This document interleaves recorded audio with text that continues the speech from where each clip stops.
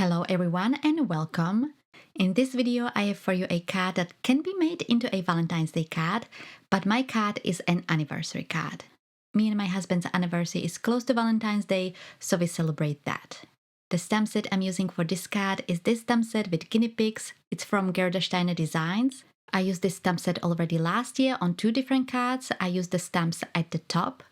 And today I'm using the 2 stamps with the guinea pigs that are facing each other, and the last one at the bottom, the guinea pig that is speaking out, I will be using when I will be making Father's Day cards. As always, the list of products you can find over on my blog, the link is in the description. To make the card, I started by stamping the 2 guinea pigs on a white cardstock using the VersaFine ink in Onyx Black.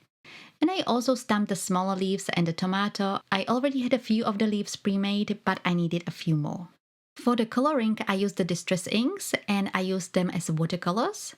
I just squished them on a slick surface. Here I'm using a laminated cardstock, and I used a water pen to add water into the inks and paint the images.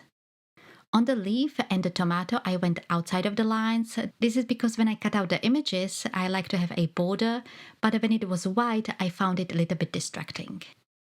But for the guinea pigs, I stayed inside of the lines. The brown guinea pig, I painted light brown first. It's the tea dye ink, and then I added spots that were slightly darker. For that, I used the vintage photo. And for the grey guinea pig, I used the hickory smoke as the base color, and the spots I painted with the black soot.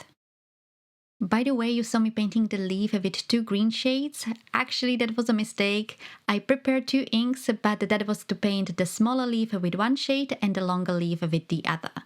But since I didn't need the longer leaf, I forgot that I also didn't need the second green. And I was actually wondering why I needed 2 greens for this leaf. Well, this is why. Anyways. Next, I cut out all the images using my scissors, just going slowly along the border, and as I said, I left there a tiny gap as you would have if you use dies. The design for this card came together very slowly. Originally, I had no idea what to do with it. But the next idea I had is to add hearts in different sizes. Here I'm using a stamp set with hearts. It's an older stamp set from W+9. But you can also draw the hearts using a waterproof fine liner. That's what I did for the card I made for my husband, and to be honest, it was way simpler.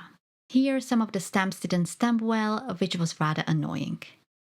To color the hearts, I mixed 2 distress inks together. It's the Abundant Coral and Picked Raspberry.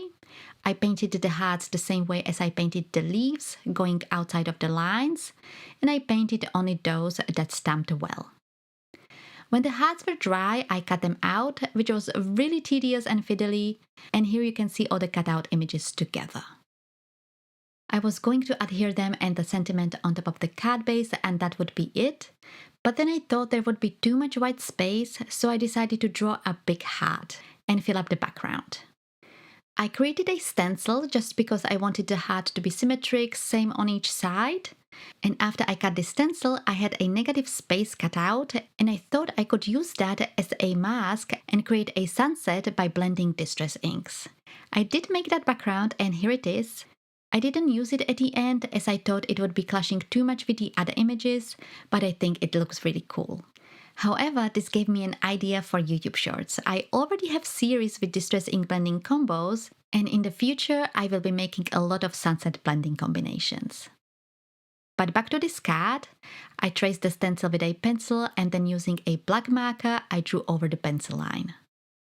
One more thing I needed to make before assembling the card, and that is the greeting. I don't have many greetings for an anniversary. I have this one, and I think I have one more. This stamp is from an older stamp set by Clear Besotted, and I stamped it and heat embossed it with a white embossing powder. Of course, you can use any kind of greeting, Valentine's Day, Happy Birthday. It really depends on the occasion you're making the card for. I was going to cut it into a banner, but I also didn't want it to be too thick. There is the word happy above the word anniversary, and it would make the banner unnecessarily thick, so I just trimmed around it.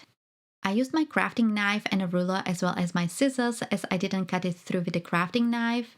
This just made sure I was cutting in a straight line, and cutting it this way, it did slim it down. Lastly, I adhered the images on top of the card base, the 2 guinea pigs facing each other, the biggest heart in the middle. Then below the guinea pigs, I adhere the leaves like they are standing in a sea of salad. Adhering the leaves was so tedious, so let's speed up through it. I had to use a tiny foam tape, on some I had to use a liquid glue. If you watch the CAD where I did this layering ink blending technique with the hats where I made masks that weren't sticking, that was way less fiddly than adhering the leaves and the hats on this CAD. And actually, that card took less time to make. Well, if you don't count waiting for the ink to dry. So the card is finished. I really like it. I think it looks really cute. And even if you don't have this particular stamp set, you can create something similar with other stamp sets as well. As I mentioned, last year I used 2 other stamps from the same stamp set, one with a very simple background where the guinea pig is holding a hat, and for the other card I created a wreath with the leaves and the tomato, so if you want you can check them out. Also for each card I used a different coloring medium. I hope you enjoyed today's card. Thank you all so much for watching, and I will see you in my next video.